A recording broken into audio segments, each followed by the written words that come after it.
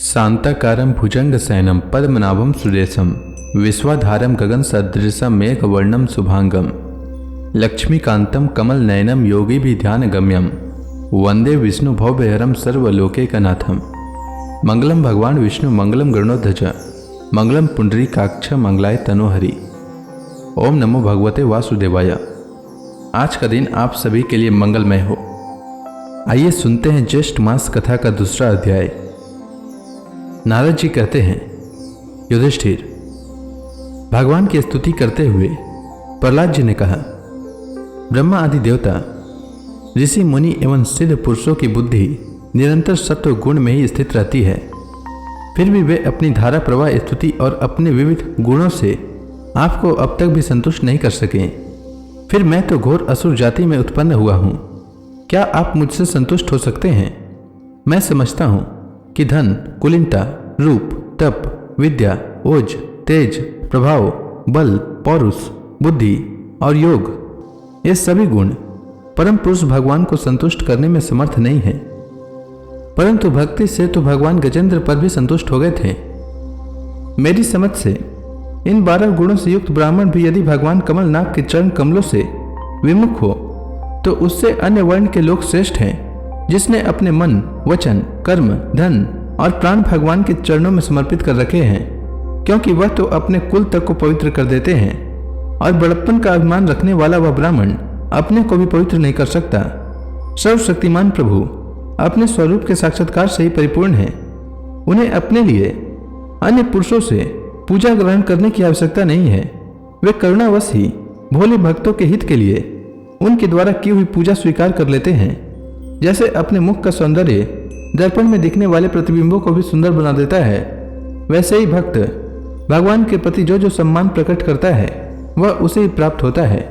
इसलिए सर्वथा अयोग्य और अनधिकारी होने पर भी मैं बिना किसी शंका के अपनी बुद्धि के अनुसार सब प्रकार से भगवान की महिमा का वर्णन कर रहा हूँ। इस महिमा के गान का ही ऐसा प्रभाव है कि अविद्यावश संसार चक्र में पड़ा हुआ जीव तत्काल पवित्र हो जाता है। भगवान, आप सत्व गुण के आश्रय हैं। ये ब्रह्मा आदि सभी देवता आपके आज्ञाकारी भक्त हैं। ये हम दैत्यों की तरह आपसे द्वेष नहीं करते। प्रभु, आप बड़े बड़े सुंदर सुंदर अवतार ग्रहण करके इस जगत के कल्याण एवं अभ्युदय के लिए तथा उसे आत्मानंद की प्राप्ति कराने के लिए अनेकों प्रकार की लीलाएं करते हैं। जिस असुर को मारने के लिए आपने क्रोध किया था वह मारा जा चुका। अब आप अपना क्रोध शांत कीजिए। जैसे बिच्छू और सांप की मृत्यु से सज्जन भी सुखी ही होते हैं, वैसे ही इस दैत्य के संहार से सभी लोगों को बड़ा सुख मिला है। अब सब आपके शांत स्वरूप के दर्शन की बाट जो रहे हैं। निश्चिंदेव, वैश्य से मुक्त होने के लिए भक्तजन आपके इस रूप का स्मरण करेंगे।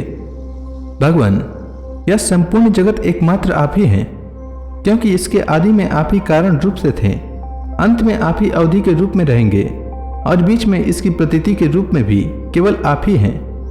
आप अपनी माया से गुणों के परिणाम स्वरूप इस जगत की सृष्टि करके इसमें पहले से विद्यमान रहने पर भी प्रवेश की लीला करते हैं और उन गुणों से युक्त होकर अनेक मालूम पड़ रहे हैं।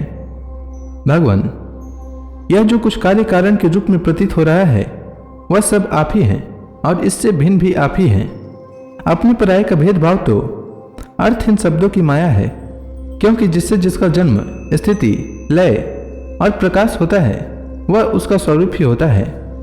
जैसे बीज और वृक्ष कारण और कार्य की दृष्टि से भिन्न भिन्न है, तो भी गंध तन्मात्र की दृष्टि से दोनों एक ही हैं। भगवान, आप इस संपूर्ण विश्व को स्वयं ही अपने में समेटकर आत्म सुख का अनुभव करते हुए निष्क्रिय होकर प्रलयकालीन जल में शयन करते हैं। उस समय अपने स्वयं सिद्ध योग के द्वारा बाह्य दृष्टि को बंद कर आप अपने स्वरूप के प्रकाश में निद्रा को विलीन कर लेते हैं और तुरीय ब्रह्म पद में स्थित रहते हैं। उस समय आप न तो तमोगुण से ही युक्त होते और न तो विषयों को ही स्वीकार करते हैं। आप अपनी काल शक्ति से प्रकृति के गुणों को प्रेरित करते हैं, इसलिए यह ब्रह्मांड आपका ही शरीर है।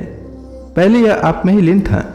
जब प्रलयकालीन जल के भीतर शेष शैया पर शयन करने वाले आपने योग निद्रा की समाधि त्याग दी, तब वट के वृक्ष से विशाल वृक्ष के समान आपकी नाभि से ब्रह्मांड कमल उत्पन्न हुआ। उस पर सूक्ष्मदर्शी ब्रह्मा जी प्रकट हुए।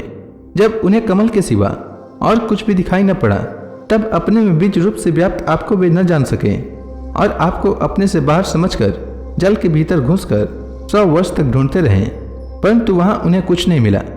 यह ठीक ही है, क्योंकि अंकुर उगाने पर उसमें व्याप्त बीज को कोई बाहर अलग कैसे देख सकता है। ब्रह्मा को बड़ा आश्चर्य हुआ। वे हार कर कमल पर बैठ गए। बहुत समय बीतने पर तीव्र तपस्या करने से जब उनका हृदय शुद्ध हो गया, तब उन्हें भूत, इंद्रिय और अंतःकरण रूप अपने शरीर में ही ओतप्रोत रूप से स्थित आपके सूक्ष्म रूप का साक्षात्कार हुआ। ठीक वैसे ही जैसे पृथ्वी में व्याप्त उसकी अति सूक्ष्म तन्मात्र गंध का होता है।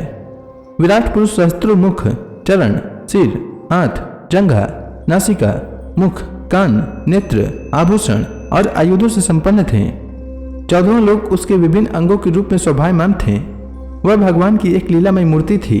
उसे देखकर ब्रह्मा जी को बड़ा आनंद हुआ। रजोगुण और तमोगुण रूप मधु और कैटव नाम के 2 बड़े बलवान दैत्य थे।